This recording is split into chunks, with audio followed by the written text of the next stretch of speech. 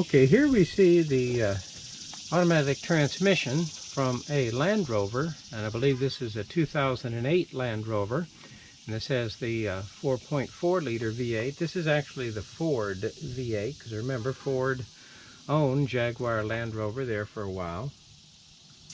This transmission is made by ZF. This is a very popular transmission. This is the 6HP26. And this is the first generation. This one has been carefully overhauled. It's received a full banner kit. It's a ZF banner kit. So all seals, there for all of the clutches, the O-ring, the front pump, the rear seal, all of the clutches. The steels were in excellent condition. This got a new set of solenoids. Yes, what happens is the ZF on the 6 HP, actually the 5 HP and 8 HP, they're all transmissions that are controlled electrically. On the 6 HP and 8 HP, the transmission control module is actually mounted there on top of the valve body, and it's controlling the solenoid set, and here's its connector. We still have a manual linkage on this particular model and a manual valve. Some models, such as on BMW, have the electric shift valve body. There is a lever on the outside, but that's just simply an emergency to take the transmission out of park there for towing purposes. Obviously on a Land Rover, I'm going to have a four-wheel drive system right here. And one thing you want to be sensitive to, there is no gasket here because there's nothing in here. This is the space. In fact, there's actually a drain there that you'll see, actually a slot on the transfer case side. This is the transmission side, obviously.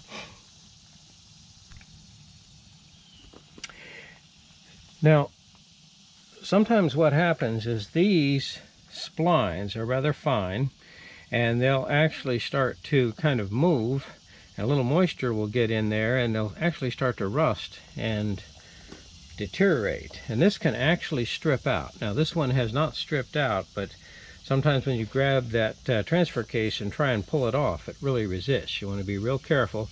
And obviously on the overhaul, we carefully clean these splines, and we carefully clean the transfer case side and lubricate it, so here that I'm not going to have that problem next time. Now, obviously this vehicle has probably well over 150,000 miles on it, so that this transmission had been in service for a long time. And hopefully, if everything goes smoothly, she'll be in service for another 150,000 miles. And of course, it also gets a remanufactured torque converter. So we're off to deliver it to the shop. And of course, what are we? We are a sister shop here. We do a lot of the overhauling of the transmissions in a very nice, air-conditioned, heated, well-lit environment with good professional safety clean solvent tanks. So we can clean everything up and do a real good job. And then the main transmission shop concentrates on the heavy work of installation and removal. Okay, here we're at the shop and we're getting ready to deliver our transmission, and we're going to go ahead and transfer it to the transmission jack and install it in the car.